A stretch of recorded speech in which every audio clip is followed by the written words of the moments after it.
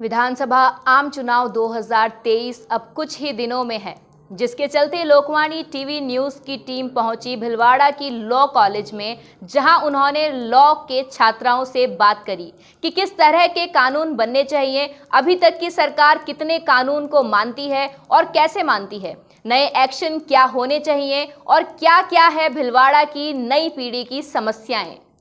विधानसभा चुनाव नजदीक आते जा रहे हैं। भिलवाड़ा हम देख ही सकते हैं कैसे प्रत्याशियों की शक्ति प्रदर्शन के लिए होड़ लगी हुई है। हम यहाँ पर आए हैं लॉ कॉलेज में, भिलवाड़ा का लॉ कॉलेज। यहाँ पर स्टूडेंट से हम बात करेंगे कि यहाँ क्या सोच रखते हैं, जो नई चुनाव आएगी, जो नई सरकार आएगी, उससे ये क्या चाहत रखते हैं, क्या उम्मीदें रखते हैं। आइए यहाँ पे बात करते हैं। आप एक लॉ स्टूडेंट हैं, आपको पता है कि कानून क्या होते हैं और कानून कैसे कायम किए जाते हैं, कैसे उन्हें चलाया जाता है। अभी तक आपने क्या देखा, जो पिछली सरकार रही है, क्या उन्होंने कानूनों का अच्छे से पालन किया है? नहीं हो पाया है। सबसे बड़ी दुर्घटना ये हुई है कि जो बच्चे अच्छे से तैयारी करते हैं और उनके पेपर लीक होने के कारण बच्चों को बहुत ज़्यादा परेशानी होती है। ना रोज़गार मिल पा रहा है ढंग से। युवाओं को रोज़गार के लिए अच्छा एक्शन लेना चाहिए सरकार को, युवाओं को रोज़गार दिलाए। और सड़कों का जो आज देख रहे हैं हाल की सड़क हर जगह टूटी हुई है, हर जगह उनसे एक्सीडेंट हो रहे हैं, उनके लिए रूल बनाना चाहिए। Thank you. जो पेपर लीक का मामला आपने उठाया है, पेपर लीक एक बहुत इंपॉर्टेंट टॉपिक है और हमने देखा है कि पिछले इस साल में ही काफ़ी ज़्यादा पेपर लीक हुए हैं। वो मामले काफ़ी ज़्यादा आते जा रहे हैं। क्या इससे कैसे हमारी एम्प्लॉयमेंट पे और उससे कैसे फ़र्क पड़ता है? एम्प्लॉयमेंट पे इस तरह इफेक्ट कर रहा है कि आप आज एज ए स्टूडेंट हम लेके चलते तो आज हम आने वाले 5 सालों के बारे में सोचते हैं कि मुझे ये प्रिपरेशन करनी है, मुझे ये एग्ज़ाम देना है।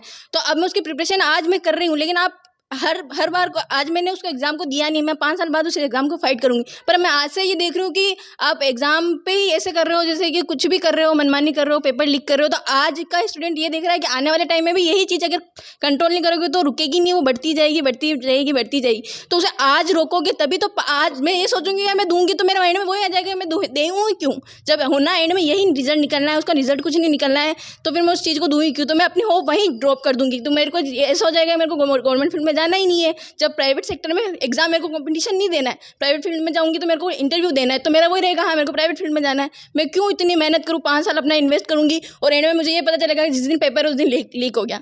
तो वो चीज़ नहीं होनी चाहिए। आप एक स्टूडेंट की होप तोड़ रहे हो और आज की हमारी टूट रही हमें मंजूर है, पर आने वाले 10 साल बाद का जो अगर यही रवैया रहा तो 10 साल बाद जिस स्टूडेंट की होप टूटेगी उसके जिम्मेदार हम आज से होंगे।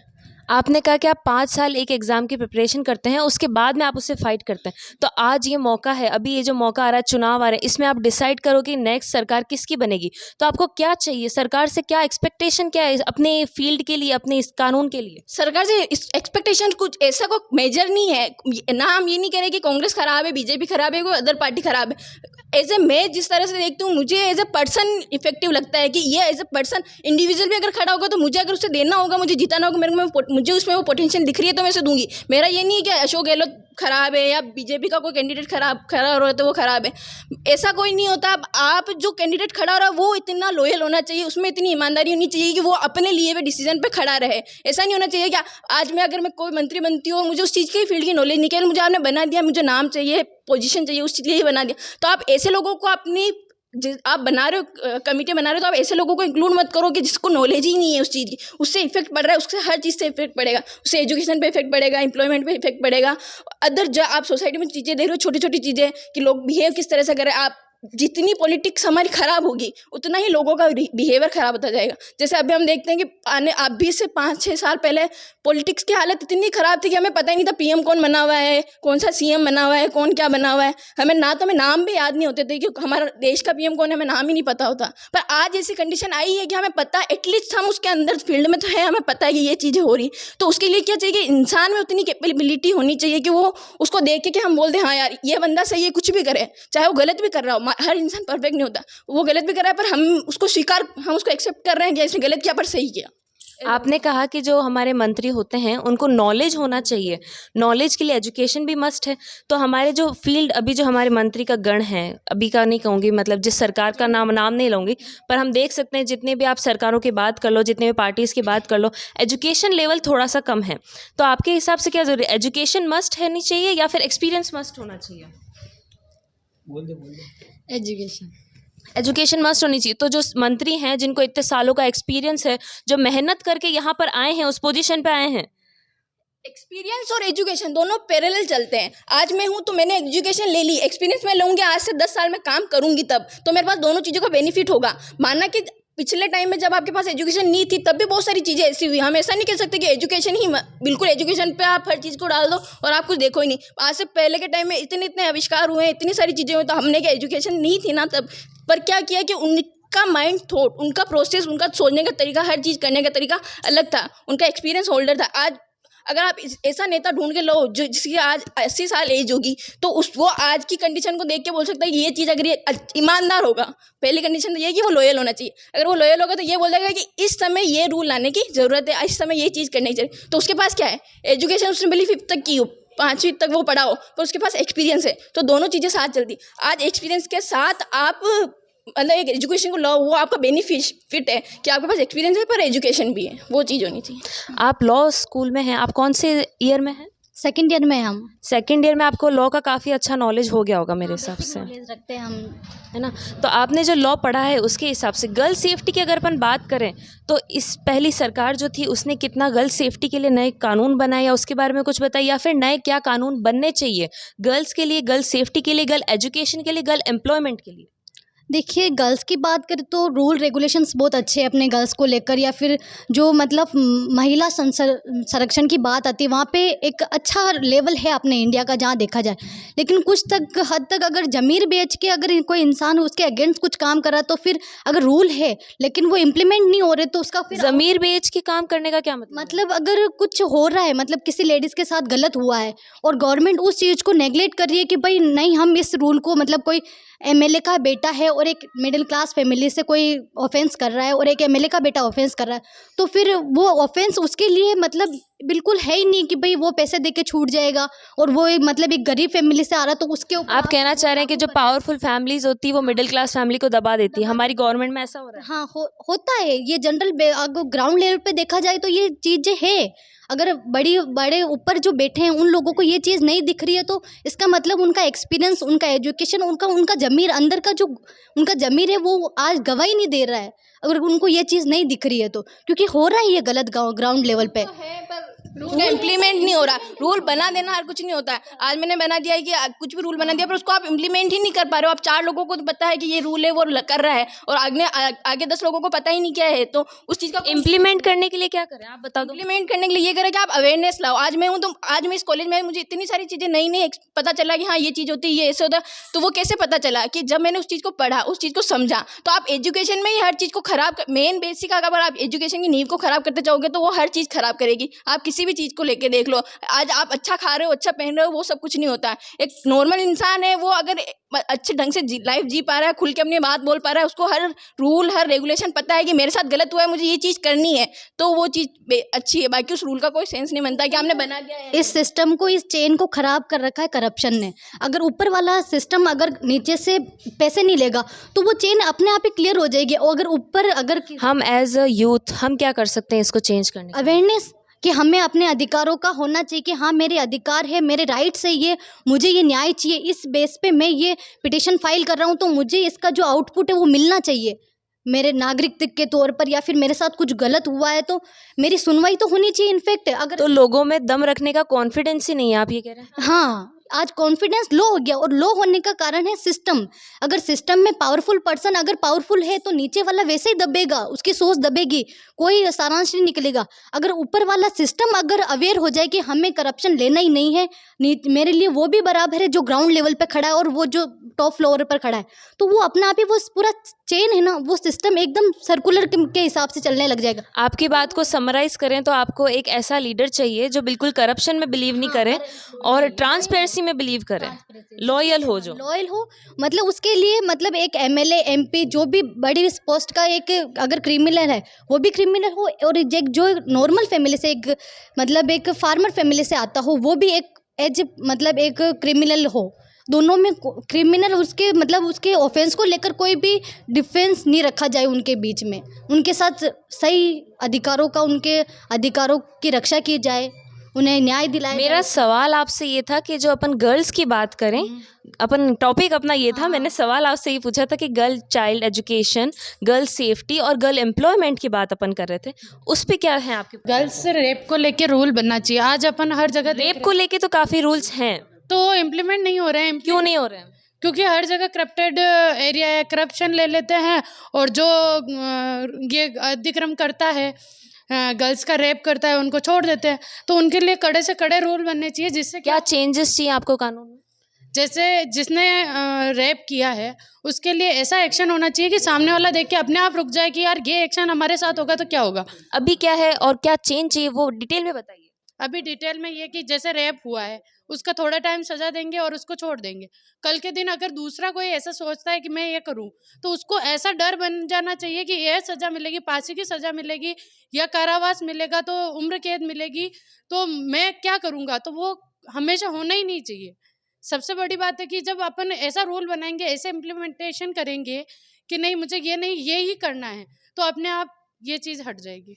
तो क्राइम या रेप इस वजह से हो रहे हैं क्योंकि हमारा कानून स्ट्रिक्ट नहीं है या लोग उस फॉलो नहीं करते हैं? स्ट्रिक्ट नहीं है। स्ट्रिक्ट होगा तो अपने आप ही ये फॉलो होगा। स्ट्रिक्टनेस होती है तो फॉलो होते हैं। अब स्ट्रिक्ट है ही नहीं तो फॉलो हो ही नहीं रहा।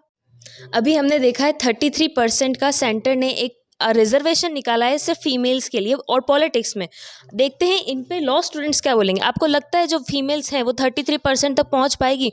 लोकसभा में एक फिक्स 33% फीमेल्स की सीट हो पाएगी? उनको 33% जो रिजर्वेशन मिला है ये एक अच्छी पहल है, लेकिन उनको मतलब जो 33% जो रिजर्वेशन मिला है उनको वहाँ तक भी मतलब इतना आगे नहीं पहुँच पा रही है वुमेंस। जी, इस पर मैं अपने विचार रखना चाहूँगा कि जैसे सेंट्रल ने जो नियम निकाला है ये 33% रिजर्वेशन का, ये बहुत अच्छी पहल है और इसका इम्प्लीमेंटेशन होना चाहिए। अभी वर्तमान में 81 महिलाओं की सीटें हैं लोकसभा के अंदर। अगर वो इस इम्प्लीमेंटेशन के बाद में 181 होती है तो वो एक विमेन एम्पावरमेंट के लिए बहुत अच्छी चीज़ होगी। पर वैसा सिर्फ एक उनकी विचार दिखता है, क्या उन पर जो राजनीतिक पार्टियाँ हैं वो अपना स्टैंड नहीं ले पा रही हैं। आज विधानसभा के इलेक्शन है, आज विधानसभा के इलेक्शन होते हुए भी बहुत सी दोनों ही मुख्य धारा की राजनीतिक पार्टियों ने अपनी उस तरह की महिलाओं को सीटें दी नहीं। जब आप सीटें ही नहीं दे रहे हो तो आप उस 33% रिजर्वेशन का कोई सार नहीं बैठता। जैसा कि हम देखते हैं पंचायती राज के अंदर 50% रिजर्वेशन महिलाओं को होता है, बट उस रिजर्वेशन के होने के बाद भी वो उन पर शासन करने का काम उनके परिवार वाले करते, ये करते वो करते, तो क्या उससे महिला एम्पावरमेंट होगा? ये इस पर एक बहुत बड़ा प्रश्न रहेगा। जब तक आप अपनी तरफ से पहल नहीं करोगे, आप भले ही कितने ही नियम बना लो, लेकिन जब आप अपनी तरफ से पहल कर उनको टिकट्स ही नहीं दोगे, जब तक आपको टिकट्स नहीं दोगे तब तक आज भिलवाड़ा के अंदर 7 विधानसभा क्षेत्र हैं, एक भी महिला नहीं है टिकट MLA का चुनाव लड़ रही हो जिसको टिकट दिया गया हो। तो क्या इस पर उन लोगों का संशय नहीं बनता है कि यार हम टिकट देंगे तब जाके वो 33% रिजर्वेशन का कोटा पूरा होगा? एक कंपलसरी मेजोरिटी को कुछ चीज़ कर देने से क्या उस तरह की महिलाओं का एम्पावरमेंट जिसकी बात सेंट्रल गवर्नमेंट करती है, क्या वो इम्प्लीमेंट हो पाएगी या नहीं हो पाएगी? ये एक बहुत बड़ा विषय रहेगा। उसके अलावा बहुत सारे रीजंस हैं, जैसे एज ए लॉ स्टूडेंट मैं जो चीज़ों पर मानता हूँ उसमें बहुत सी चीज़ें ऐसी हैं, जैसे इन्होंने इम्प्लीमेंटेशन की बात की। इम्प्लीमेंटेशन पर मैं एक चीज़ कहना चाहता हूँ कि जब तक लोगों को जागरूक नहीं किया जाएगा लॉज के प्रति, कानून के प्रति, देश कॉन्स्टिट्यूशन से चलता है, लोगों को कॉन्स्टिट्यूशन नहीं पता। आज आधी से ज़्यादा पॉपुलेशन को ये तक नहीं पता है कि आर्टिकल 14 क्या होता है। क्या होता है हमें भी नहीं पता, बताइए, हमें जागरूक कीजिए। समानता का अधिकार होता है, आर्टिकल 14 समता का अधिकार होता है। जी, राइट ऑफ इक्वलिटी होता है कि भाई आप हर इंसान को इक्वल ट्रीट करो, इक्वल होनी चाहिए। बट क्या महिला और पुरुष इक्वल हो रहे हैं? जब आप पॉलिटिकल इक्वलमेंट नहीं दे रहे हो तो ये कहाँ से पॉसिबल हो जाएगा कि वो इम्प्लीमेंट उनकी एम्पावरमेंट की बात कर सके? तो हर लोगों को तो पता होता नहीं कि कानून क्या है या क्या कौन सा आर्टिकल निकल रहा है, कब क्या नया बन रहा है। आप लॉ स्टूडेंट्स हैं, आप उसे बताने के लिए आप कैसे अवेयरनेस फैलाएंगे? अवेयरनेस का बहुत से, जैसे जो हाई कोर्ट्स वगैरह होती हैं उनके थ्रू अवेयरनेस जागरूक प्रोग्राम चलाए जाते हैं कॉन्स्टिट्यूशन के ऊपर। कौन से प्रोग्राम्स? मैंने नहीं सुना है। विधिक सेवा करके एक प्राधिकरण है, वो बहुत सारी जगह पर जागरूक अभियान चलाए जाते हैं। सब बहुत सी अच्छा ये हाई कोर्ट्स के द्वारा चलते हैं, बट गवर्नमेंट के थ्रू ये चीज़ प्रोग्राम चलने चाहिए। किसी योजना का हो गया, किसी प्रोग्राम का हो गया, वो गवर्नमेंट के थ्रू चलने चाहिए। आज महिलाओं के लिए अगर कोई कुछ ऐसे कानून बता सकते हैं जो कानून अच्छे हैं फीमेल के लिए या फिर यंग बच्चों के लिए, जो कि लोगों को पता ही नहीं है? बहुत सारे इसमें मैं कानून को जोड़ा, जैसे पोस्को वगैरह के जो एक्ट हैं। क्या है फॉस्को एक्ट? पोस्को एक 14 साल से जो कम उम्र की महिलाओं के या बालिकाओं के साथ जो होते हैं उनके ऊपर लोगों को जागरूकता नहीं है कि वो लोग वहाँ तक नहीं पहुँच पाते, उनको वो है ही पता ही नहीं है उस लॉज के बारे में, इसलिए वो चीज़ बढ़ती रहती है। वो जब उनको लॉ नहीं पता तो वो उनके हिसाब से चार्जशीट बनाई, पेश किया, वो ठीक है, वो छूट गया, 7 दिन में बाहर आ गया, फिर तो लोग। नॉर्मल बदतमीजी के केस में और फॉक्सो एक्ट में क्या डिफरेंस? नॉर्मल बदतमीजी के केस में और पोस्को एक में ये रहता है कि दंड का जो प्रावधान होता है वो दंड का प्रावधान पोस्को के अंदर कठोर होता है, और जो उसके अंदर होता है वो मामूली होता है, जुर्माने के बेसिस पर। तो वो तो उसमें भी मामूली होना नहीं चाहिए। नॉर्मल बदतमीजी एज ए पोक्सो में काउंट नहीं होती। पोक्सो में मेन काउंट होता है सेक्सुअल हेरेसमेंट, जो होता है आप रेप ले लो या आप किसी को फिजिकली टच कर रहे हो या कुछ भी करो, हेरेस कर रहे हो, उस हिसाब से उसको लिया जाता है। अभी आपने जो बोला 30% होना चाहिए, फीमेल्स को सीट मिलनी चाहिए पॉलिटिक्स में। अभी अपन देखते हैं यूथ में, मैंने बहुत जगह ये चीज़ नोटिस करी, जब एम्प्लॉयमेंट की बात आती है, जब जॉब्स की बात आती है, गवर्नमेंट जॉब्स की बात, तब कहते हैं लड़के हमेशा ये चीज़ कहते हैं कि आधे से ज़्यादा सीटें तो लड़कियों को दे दी, और जो सीटें उनके लिए फिक्स नहीं है, जो दूसरी सीटें उसमें भी लड़कियाँ अपना पार्ट देती है, जबकि कॉम्पिटिशन फाइट करने वाले लड़के ज़्यादा होते हैं, क्योंकि अपने ऑब्वियसली कंट्री में लड़कों की पॉपुलेशन ज़्यादा है। इस पर आप क्या कहेंगे? मैम, जहाँ तक पॉपुलेशन का बात है, 4951 की पॉपुलेशन इंडिया के अंदर रजिस्टर्ड है।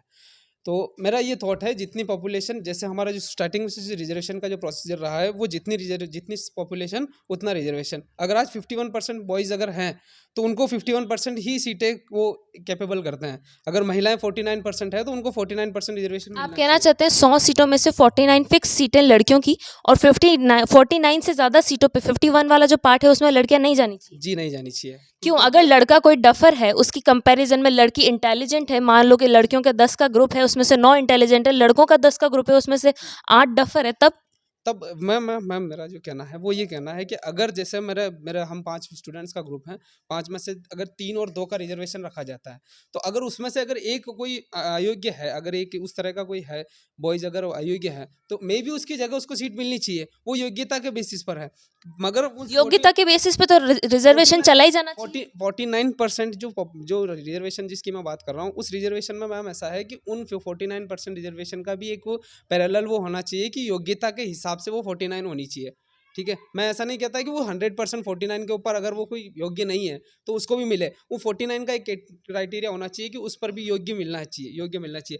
अगर अपन रिजर्वेशन की बात करें तो वो फिक्स्ड सीटें होती है, 49 सीटें फिक्स्ड है कि लड़की के लिए। अगर 49 की जगह सिर्फ 39 लड़कियां इंटेलिजेंट है और वो उस सीट को डिजर्व नहीं करती, बची हुई 10%, तो भी वो सीट उनको मिलेगी। इसी को रिजर्वेशन कहते हैं। जी, मैं यही कह रहा हूँ जी, मेरा जो पॉइंट ऑफ व्यू वो यही है कि अगर वो योग्य नहीं है। पर आप ये कह रहे हैं कि 49 होनी चाहिए?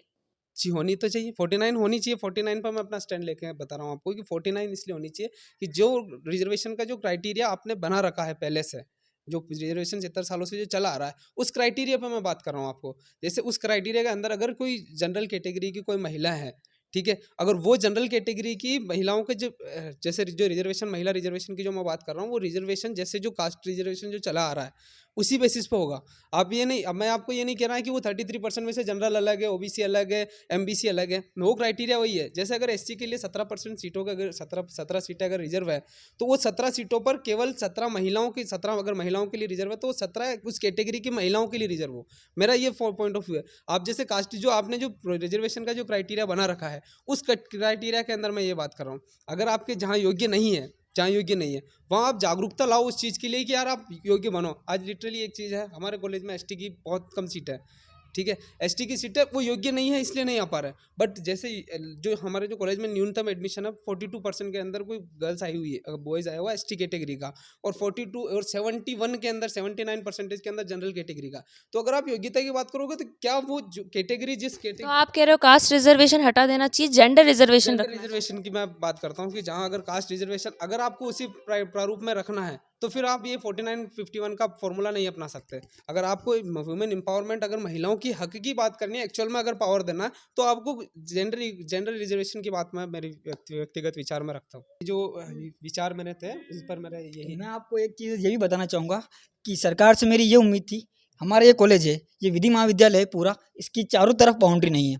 एक बार उधर दिखाना। हमने इसके लिए इतने ज्ञापन दिए, इधर अतिक्रमण है, उधर अतिक्रमण है, सब जगह अतिक्रमण हो रहा है। हमारे पूरे विधि महाविद्यालय की तरफ बाउंड्री नहीं है, यहाँ अतिक्रमण हो रहा है, यहाँ पूरी व्यवस्था नहीं है, यहाँ जहरीले जानवर यहाँ से कॉलेज के अंदर भी आ चुके हैं या कॉलेज के बाहर कौन भी से निकलते हैं। जहरीले जानवर? जैसे सांप, बिच्छू वगैरह हमारे यहाँ से कॉलेज के बाहर आए दिन निकलते रहते हैं। प्रशासन को हमने कई बार 4 बार 5 बार ज्ञापन तो दे ये चुके हैं। आपकी कॉलेज की रिस्पॉन्सिबिलिटी में नहीं है? कॉलेज ने प्रशासन को अवगत कराया है। प्रशासन के पास हमने बकायदा 4 से 5 बार हमने ज्ञापन भी दिए हैं। उग्र आंदोलन भी वहाँ प्रशासन कलेक्ट्रेट पर प्रशासन पर हमने आंदोलन भी किए हैं, लेकिन इसके बावजूद भी प्रशासन के कानों पर जूं नहीं रेंग रही है। यहाँ कोई भयंकर घटना किसी विद्यार्थी के साथ होती है, कोई जहरीला जानवर उसको खा लेता है, कुछ भी कर लेता है, या कभी आने के बाद कोई विद्यार्थी यहाँ पर उसके लिए पूर्ण रूप से सुविधा अगर नहीं मिलती तो इसका जिम्मेदार कौन होगा? ये हमारे सरकार से हमारी सबसे बड़ी अपील ये है। उसके अलावा अगर हम देखते हैं शहरों की हालत, सड़कों की हालत, वो आपको पता ही है सड़कों की हालत कैसी है। सीवरेज का काम सरकार ने इतना घटिया कराया है, मुझे बोलते हुए शर्मिंदा हो रही है कि सड़कों से 2 इंच वो ऊपर निकले हुए हैं। आए दिन वहाँ एक्सीडेंट होते हैं, गाड़ियाँ वहाँ सीवरेज के जो चैम्बर है उसकी वजह से एक्सीडेंट कैसे हो रहा है? सीवरेज चैम्बर जो उनके चैम्बर हैं वो सड़क से 2 इंच ऊपर उठे हुए हैं। गाड़ी स्पीड में जाती है वो दिखते नहीं है, जैसे ही गाड़ी उनके पास जाती है वो उनसे टकराती है और गाड़ी अपने आप गिर जाती है। इसी तरह से लोगों के शरीर को भी बहुत हानि हो रही है। किसी दचकों में गड्ढे इतने हो रहे, लोग अपनी गाड़ी निकालते हो तो उनकी कमरों में इतनी चोट है कि अस्पतालों में इतनी भीड़ लग चुकी है। तो हमारी सरकार से यही उम्मीद है कि जो आने वाली सरकार है वो इन सब चीज़ों को ध्यान में रखते हुए काम करे और हर एक एरिया में, हर एक क्षेत्र में, जैसे चाहे शिक्षा हो, स्वास्थ्य हो या रोजगार हो या अन्य कोई क्षेत्र हो, उसमें अच्छा काम करे। और मैं सभी युवाओं से ये कहना चाहूँगा, जो भी पहली बार वोट दे रहे हैं वो वोट जरूर करें, किसी को भी करें, जो आपको अच्छा कैंडिडेट लगता है उसको करें, लेकिन वोट जरूर करें। वोट चाहिए और वोट ऐसे कैंडिडेट को करो कि वो अपने लिए और अपने समाज के लिए अच्छा वर्क कर सके। ठीक है, वो सभी जो प्रथम बार जो वोट करने जा रहे हैं उनसे यही अनुरोध है कि एक बार वोट जरूर करें, भले ही किसी को भी करें, अच्छा वोट करें। अपना कैंडिडेट बहुत बहुत धन्यवाद।